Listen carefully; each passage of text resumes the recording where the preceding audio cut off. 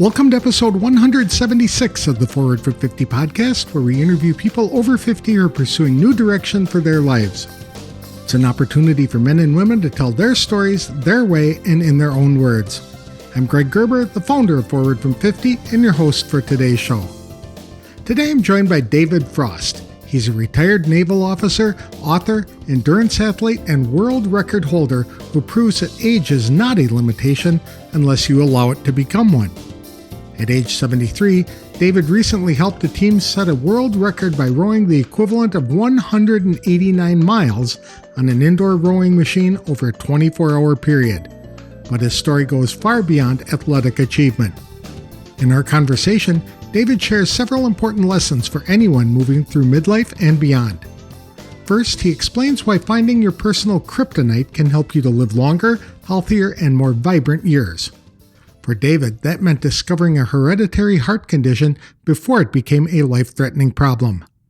Second, he discusses the importance of being proactive about your health. Rather than waiting for symptoms to appear, David encourages people to seek diagnostic testing, ask questions, and become active participants in their own well-being. Third, he talks about the difference between simply getting older and continuing to thrive. David believes we all have a responsibility to invest in our physical health through movement, strength, fitness, and purpose. Finally, he shares why purpose, curiosity, and resilience remain essential ingredients for a meaningful life well after the age of 50. If you've ever wondered how to stay active, engaged, and optimistic as you grow older, you're really going to enjoy this conversation. To tell us more about what gives his life more meaning and purpose in his 70s, please welcome David Frost to the show. Thanks for joining me today, David. I really appreciate it. I understand you just set a world record and you are no spring chicken. So tell us about that. Yes, on both accounts, Greg. Thank you. And it wasn't just me. It was a small team effort. There were 5 of us that decided to do a crazy thing, and that's do a relay race on an indoor rowing machine for 24 hours. And together, there's no I in crew, so I say that together we did the equivalent of 189 miles in those 24 hours. And this was in the age group 60 to 69, a little north of the 50, but that's where good things start, isn't it? So we averaged age 72, but we felt pretty frisky, so we rode down what we call into the 60 to 69 category. And would I do it every day? No. Should you? No. But was it a nice milestone? Yes. We're in the Concept 2, the maker of the rower. And we're in the Concept 2 system as world record holders. That's awesome. Congratulations. That's not something a lot of seasoned citizens are going to be able to pull off. Most of them are smarter than me, Greg, but When did you take up rowing? That's a great question. My cousin rowed at Brown University a couple years before I entered the Naval Academy in the summer of 1971. Early July 1971 was when I sat down and went backwards, and a little bit of a slow starter, but I was lucky enough to become the crew captain of the heavyweight crew and picked up an accolade here or there as an outstanding college athlete, which is certainly better than being an outstanding college student because I wasn't very good on the scholarly side of college. I think I'm a little better now. But yeah, that really set me up. In fact, I dedicated my first book, Kaboomer, to my rowing coach. He was so instrumental in teaching me about life and perseverance and resilience and being a boy in the boat, if you know that great story and movie that George Clooney did a pretty good job with. Not really good, but pretty good job with Boys in the Boat. An elegant sport, and I wish more people knew about it. Of course, some say you need water. No, you don't. We just proved that you can go a long ways just sitting down and going backwards on a indoor rowing machine. Not quite the scenery of being on an idyllic river or a lake, but the idea is sweat is so important at any age, but I would argue probably more important when we're looking at the second half. So, yeah, 1971. So I had a gap. Life happened, Navy and family and all that sort of stuff. I didn't get back into competitive rowing until after, believe it or not, until after I had my spinal fusion when I was age 49. So I remember that milestone just before your 50 benchmark, fuse your spine at 49. So that's when life got really interesting. And that's when life really said, you're starting to acquire a pretty good portfolio of things that other people might have interest in and should have interest in, because we're talking about things like health span and remediation after injury and those sorts of things. Had a couple kryptonite that I found. I'm not Superman, but I think everyone has a kryptonite. I have two: skin cancers, and it turns out I have a hereditary marker for coronary artery calcification, which is a proxy for heart disease. Hey, folks, I'm okay.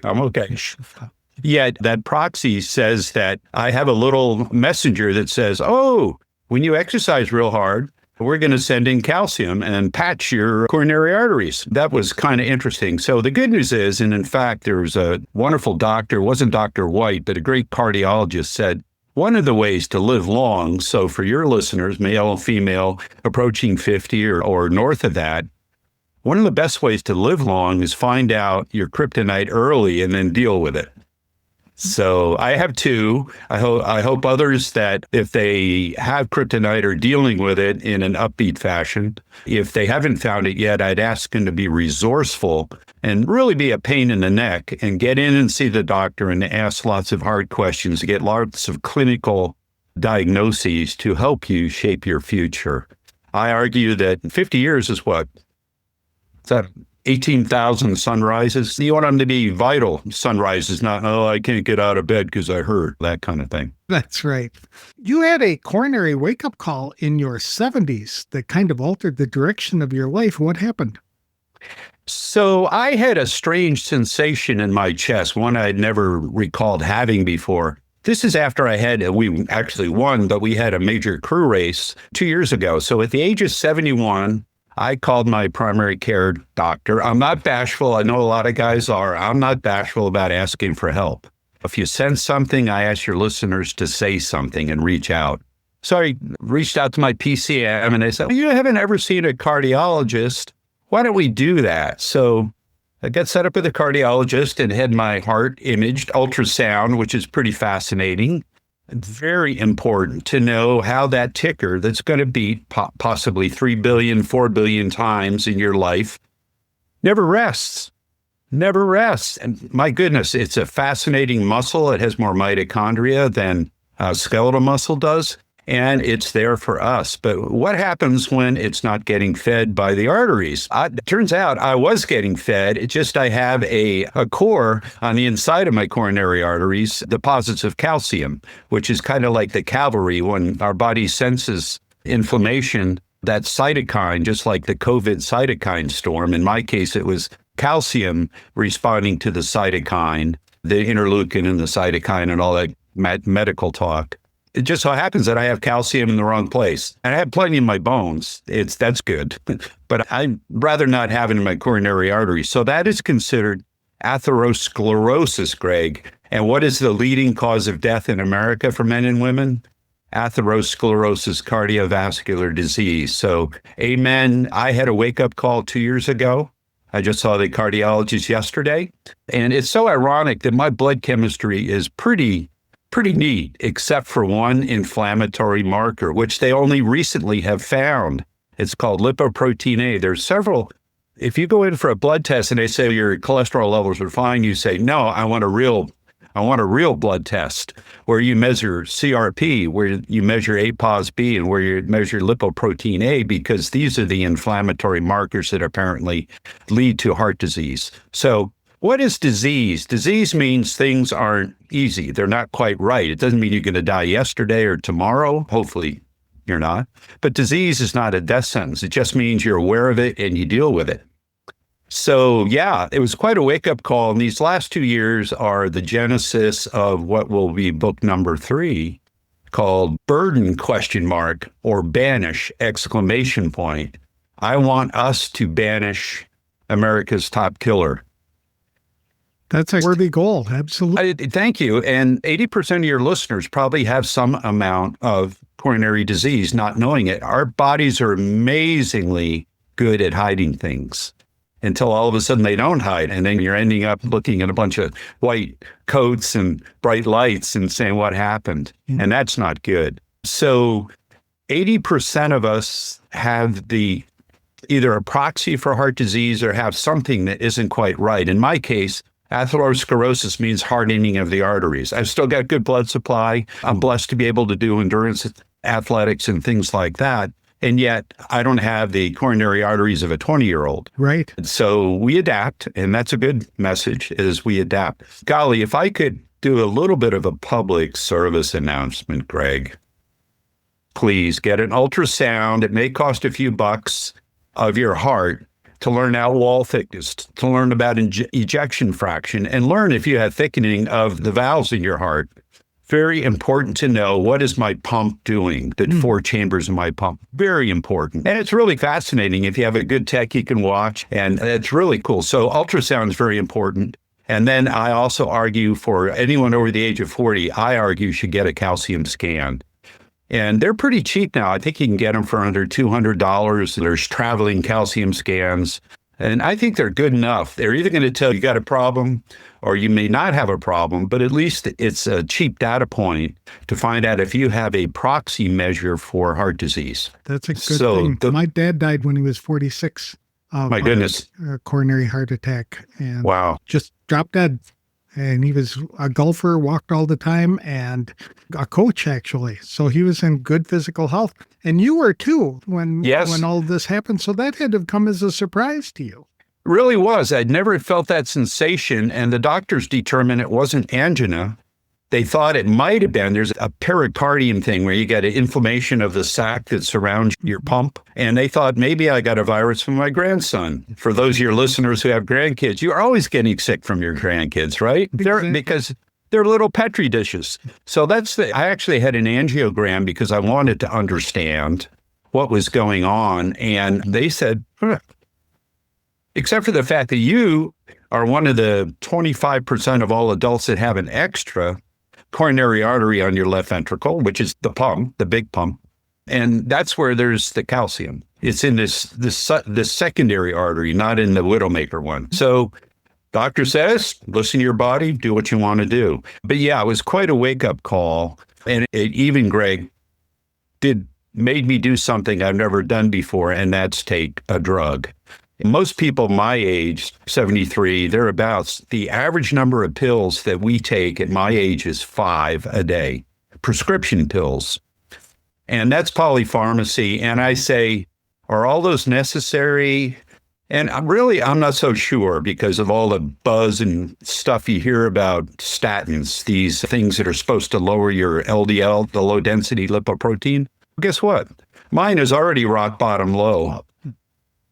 But what the statin supposedly does is make sure that because I have this marker, that as good as my blood chemistry is over time, bad things happen to good arteries. So we're trying to work on that. So I do take a drug, and I used to be quite proud that the only drug I really took was none until age 71. Wow. So I'm now taking the world's most prescribed drug, which is a statin. You talk like you have a decent medical background. Were you in the medical field as a professional? It skipped a generation. Actually, it skipped 2 generations. My grandfather, a Vermonter, was a country doctor. He actually was in Serbia at the end of World War I, and then assumed a career in Vermont being a country doctor, getting paid in goats, blood sausage, and milk and dairy products for his house calls. What? A house call? How ironic. But my dad was a physicist, and I wanted to be a doctor. The Naval Academy actually had a pre-med program that I was matriculated, yet there's this little thing called getting into med school. And I didn't first go around, which is not all that unusual. But at the same time, there was this thing called the Red Storm Rising. And I got pretty excited, being a Navy guy, about seeing what I could do to help fight the Red Storm Rising from Russia. Well, wait a minute. Russia's still around, isn't it? Oh, okay. But so I decided not to pursue medicine a second time and enjoy my time floating around and hunting submarines. And what did you do for a career?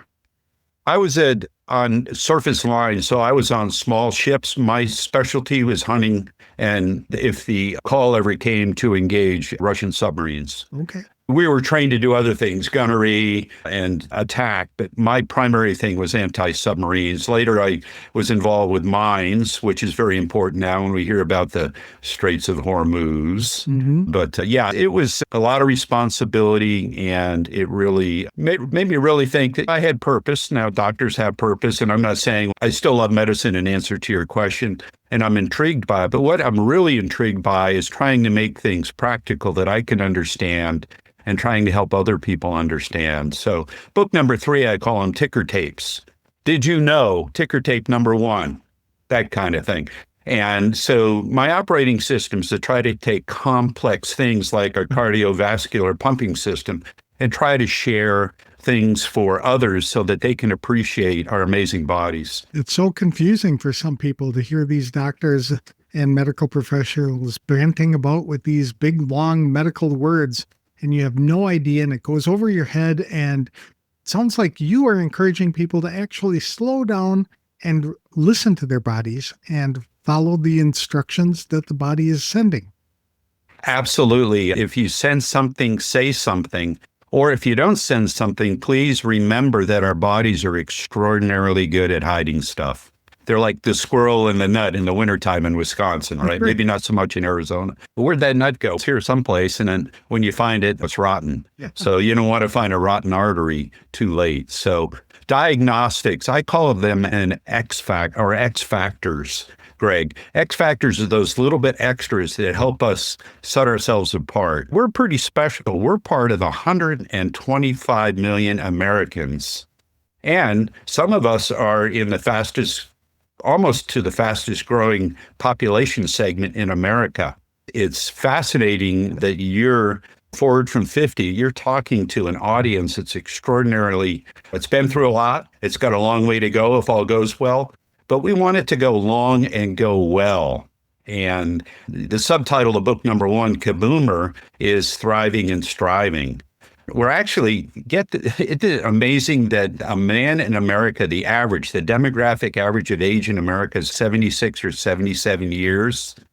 Hey, we're just getting started if all goes well. Absolutely. That's right. Life is not fair, and it's not democratic. Some zip codes have much worse mortalities and comorbidities. There's a story of a mayor in, I think it was Oklahoma City. He looked around, he looked at himself, and he said, we've got an obesity problem. Let's do a public service campaign to shed some white fat because it's deadly, it's inflammatory, it can kill.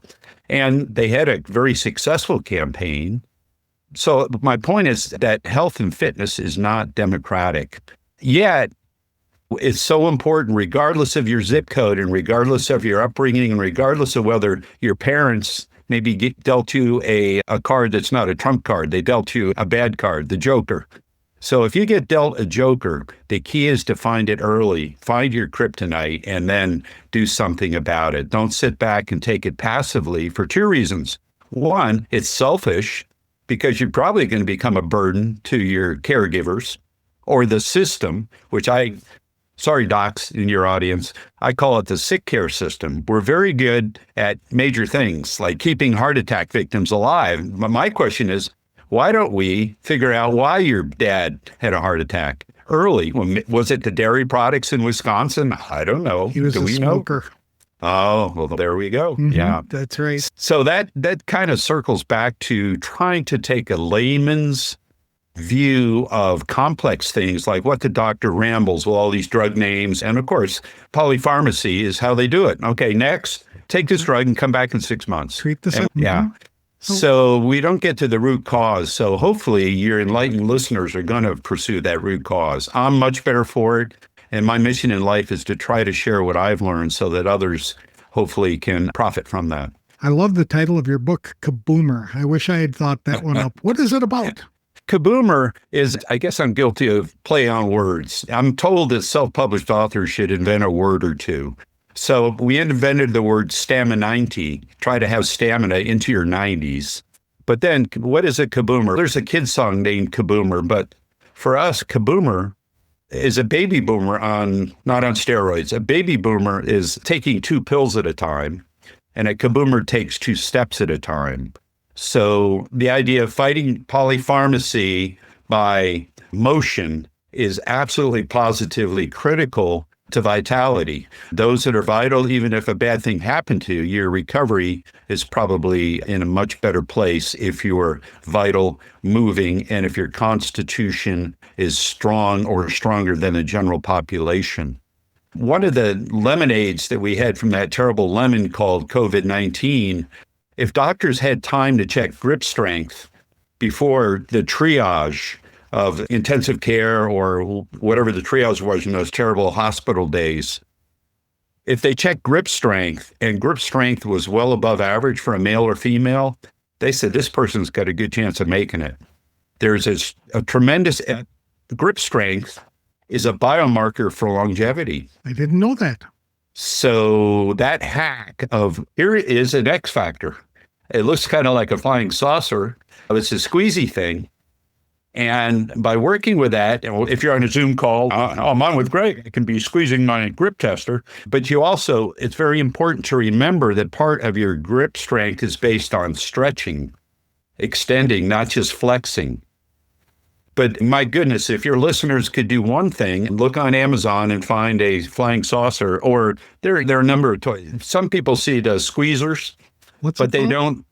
I just call it a hand gripping X Factor.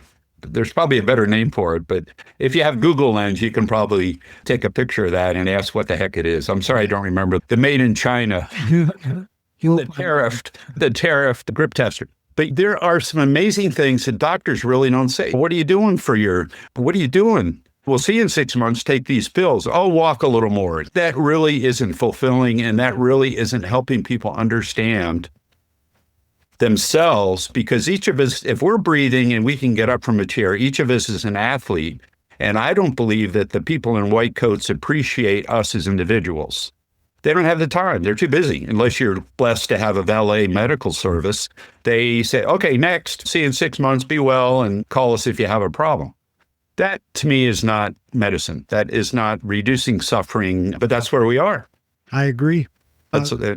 You founded Past 40. That's an organization or a company. What does it do?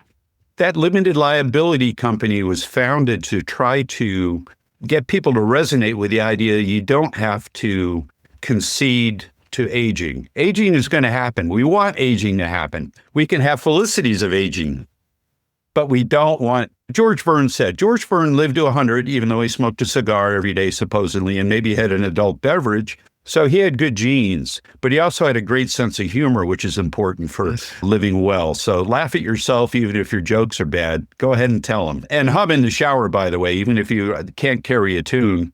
That is so good for your vagus nerve. But George Burns shared, and I love it, we have to get older. We do not have to act old, or words to that effect. Okay. Calendar years are going to come. But what I try to get people excited about with Past 40 is to think of yourself in fitness years rather than calendar years.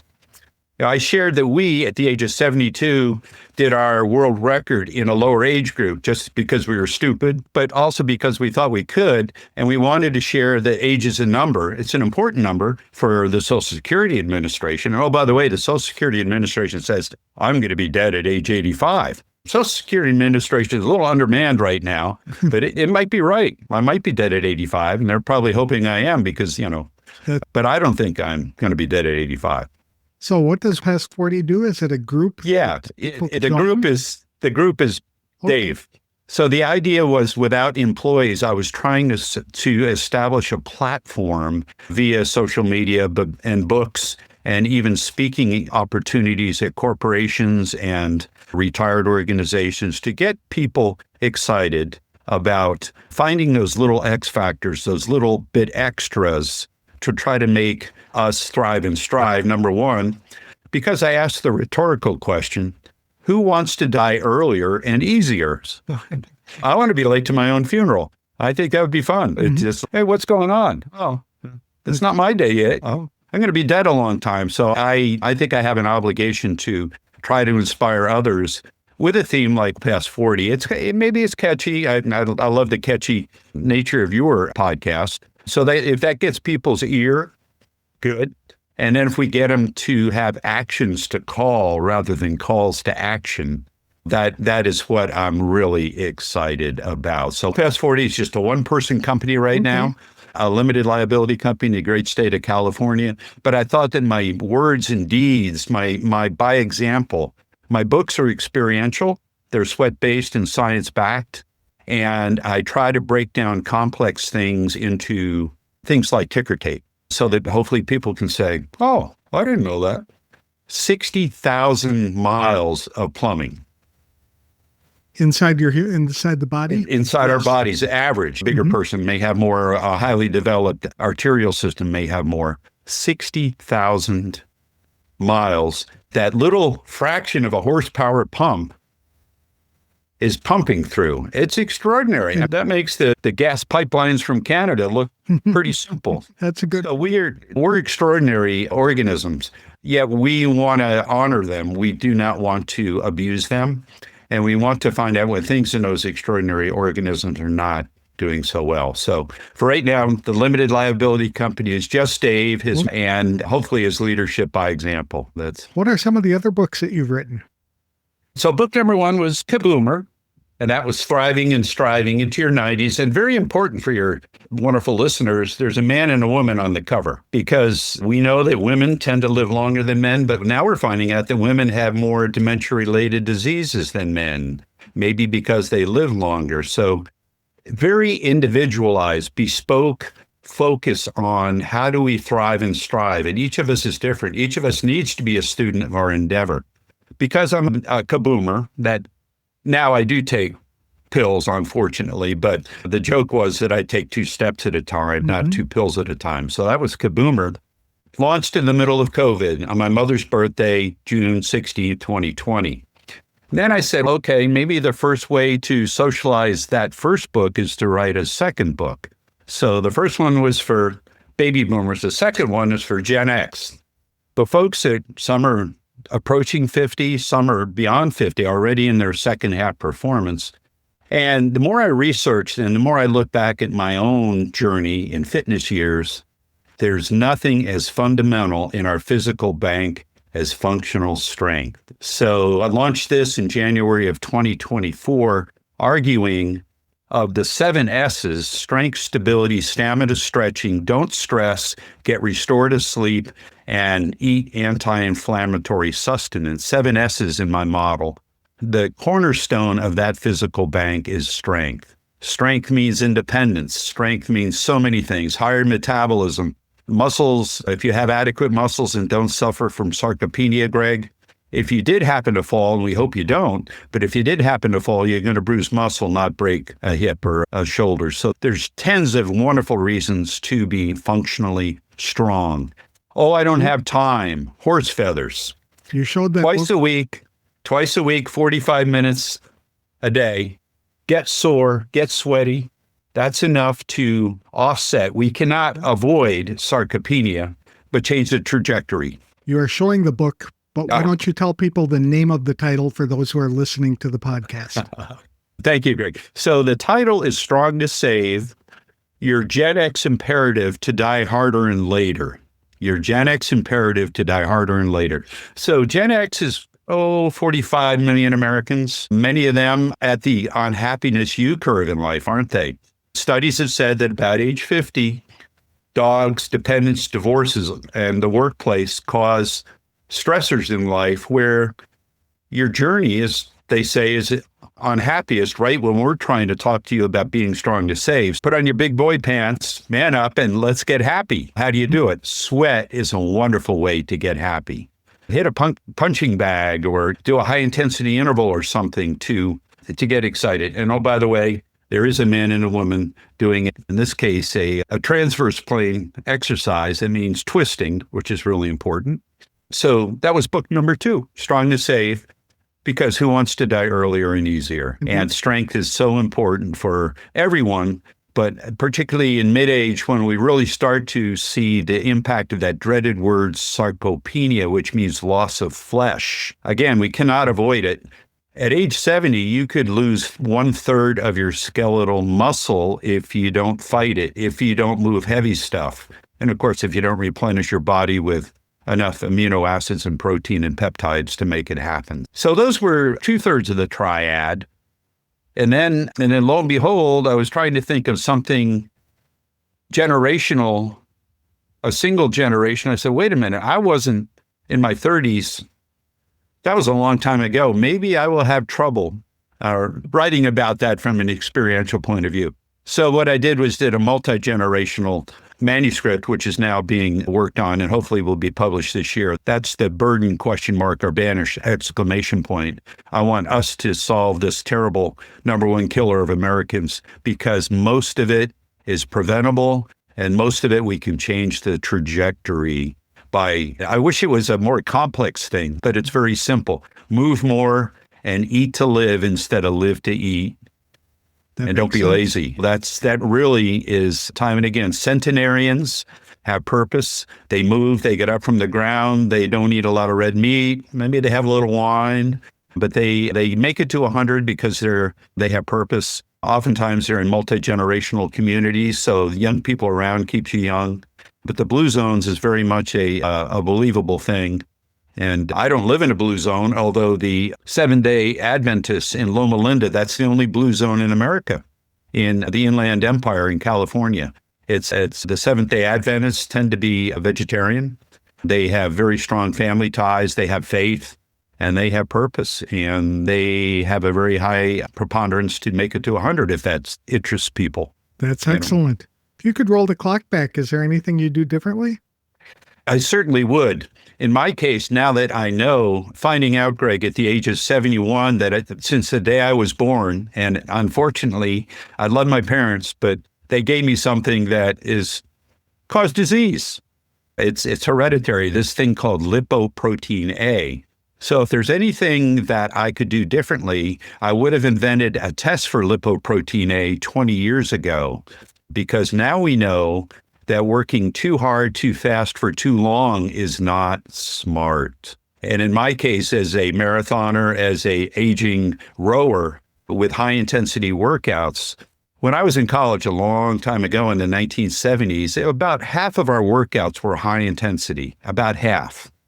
Now the ratio is 20% more intense and 80% steady state. Steady state is conversational exercise. It could be resistance training, but generally we think of it as walking, jogging, pickleball. If you can converse, that's the right zone to generate sweat, yet not create too much inflammation, because too much of a good thing is not wonderful, in spite of what Mae West said, right? Too much inflammation can lead to bad things, awful afters. And I'm living, breathing so far, proof that too fast, too hard, too long, when you have a genetic predisposition for inflammation, which is our #1 problem, whether you're talking about autoimmune disease, weight gain, diabetic, metabolic syndrome, a lot of the 4 horsemen of death are related to that thing called inflammation. That's right. Too much. We joked about that 24-hour endurance event. Terrible way to lose 2 pounds of fat. The calculation was above my basic metabolic rate, I consumed another 8,000 calories, or about 2 pounds of fat. I don't want to look at any more peanut butter for a long time. You whammoed it, but it wasn't fun, but you needed to fuel your body. But the studies show that for a marathon run, for instance, and we just saw an extraordinary event at the London Marathon, an African runner finished 26.2 miles in under 2 hours. That's extraordinary. Impressive. Yes. Extraordinary. Of course, the African is about that big around and just a freak of nature. But it just shows the limits of human performance are not yet capped. That's right. And oh, by the way, the longer the distance, the better the women perform in relation to the men. Now, with strength training, strong women can lift the same weight as a percentage of body weight that men can. So hats off, ladies. The longer events and the resistance events, they're just like us. They're doing great things. But so what would I do differently? If I was king, I would have asked for markers earlier so that I could have changed my routine and what they call a dose response. Now, they have it in pharmacology and med school. They have this dose response. Life is not linear oftentimes. There's a funny, like the U curve, the unhappiness U curve at age 50 for Americans. But a dose response says too much of a good thing is not wonderful. If you ran a marathon every day, you may be heading for an early grave because of inflammation. Yet we don't want you to sit on the sofa and eat gummy bears all day either. That's too little. So you don't want too little, you don't want too much, and you have to find out what works for you. And how do we do that? In my case, my wife knows when I overtrain. She says, knucklehead, you're snippy. Go take a nap and don't work so hard tomorrow. And so you find out these things as you get into your own regimen. But overtraining is not healthy. You get sick, you've got the inflammation, and awful afters can happen. So if there's one thing I could change, I cannot recruit new parents. It's a little late for that. God rest their souls. But I would be more tuned into my own message of get diagnostic tests done early. Don't be afraid of the white coats. Sometimes it's an investment, and I know that. Yet another lemonade, by the way, of COVID, from that terrible lemon, COVID-19, the U.S. government put the worth of you, of me, and all your listeners at about $10 million US in the year 2020. So each of us is a $10 million physical portfolio.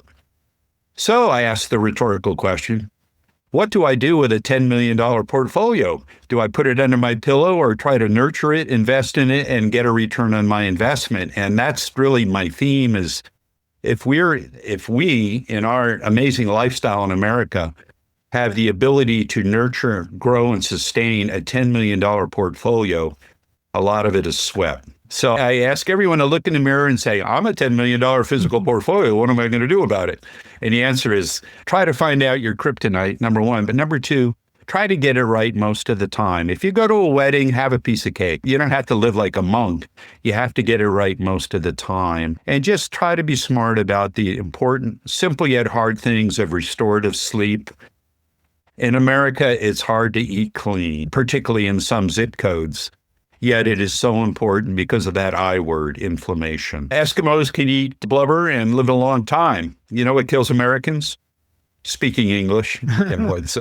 Yeah, if we can learn to live to eat instead of eat to live as foodies, that goes a long way because we are what we eat. It's a platitude, but it's more than a platitude. It's very true. We are what we eat. So it may cost a little more to find farm to table, or so we're busy, so it's easy to grab a gut bomb or something that probably isn't the healthiest for us. Now, maybe one day a week, that's okay, but 5 days a week, not good. That's not good. How can people connect with you if they'd like to ask you a question or just follow what you're doing? Thank you. Social media, I'm David Emerson Frost, and the reason for Emerson is to distinguish or extinguish myself from the noted TV commentator David Frost, who interviewed the president and was knighted by the Queen. But hashtag David Emerson Frost. The website is wellpast40.org, and that's FORTY.org. Or Dave at wellpast40.com for email. And been around long enough, I guess, if you type in David Emerson Frost, you'll find me. What social media platforms are you most actively involved in? Not TikTok. I'm not a TikTok person, and that's not for paranoia and being a Chinese platform or anything like that. Facebook and Instagram I try to share things of interest, a beautiful sunset in San Diego, that kind of thing. Or here's Dave wailing away in a 24-hour ultra endurance event to try to get other people excited about doing exciting things. So Instagram and Facebook. LinkedIn oftentimes is where people find me if they're looking for speakers and that sort of thing. On LinkedIn, I'm David E. Frost. Okay. I probably should go back and change it to David Emerson, come to think of it. But those are the channels. Dave at wellpast40.com. I'd love to engage in conversation. And I often offer this, and I don't know if people think I'm disingenuous. If you have any military listeners and they can pick up their smartphone or their tablet or their laptop and send me an email saying, hey, Dave, I'm a military veteran. Would you please send me a copy of one of your books? I would be happy to do that. I really would like to thank folks for doing what they've done for this crazy country of ours. Excellent. Thank you for sharing your story with me today. I think you've done a remarkable job at 73 to do all these things and be as active as you are, and you're a great inspiration to the rest of us. You're very kind, Greg, and I thank you for the forum to try to, I think it's actions worth spreading. And Henry Ford shared, and it's as the closing of book number 1, whether you think you can or you cannot, you're right. That's right. So the little engine that could, I would encourage your listeners to be resourceful and try to figure out how they can rather than how they cannot. Thank you again. David Frost is living proof that purpose doesn't retire. After turning 50, and especially after facing health challenges in his 70s, David found renewed meaning in helping others to understand how to live longer, healthier, and more intentional lives. Through his books, speaking engagements, and educational outreach, he is on a mission to help people identify potential health risks early, stay active physically, and make choices that support long-term vitality. His message is simple: we cannot stop aging, but we can influence how we age. David is the author of Kaboomer, Thriving and Striving into Your 90s, and Strong to Save, Your Gen X Imperative to Die Harder and Later. He's also working on a new book focused on preventing cardiovascular disease and helping people to better understand the health choices that shape their future. To learn more about David, visit wellpast40.org. You can also connect with him on Facebook, Instagram, and LinkedIn by searching for David Emerson Frost. If you're a military veteran, David even offers complimentary copies of his books to those who have served. As David reminded us during this conversation, whether you think you can or you can't, you're right. His challenge is for all of us to focus less on our calendar age and more on the choices that help us to continue thriving. That's all for this week's show. If you'd like to start living a more meaningful life, I encourage you to download our free guide to finding purpose, which is available at www.forwardfrom50.com. We'll have another inspirational interview on the next episode of the Forward from 50 podcast.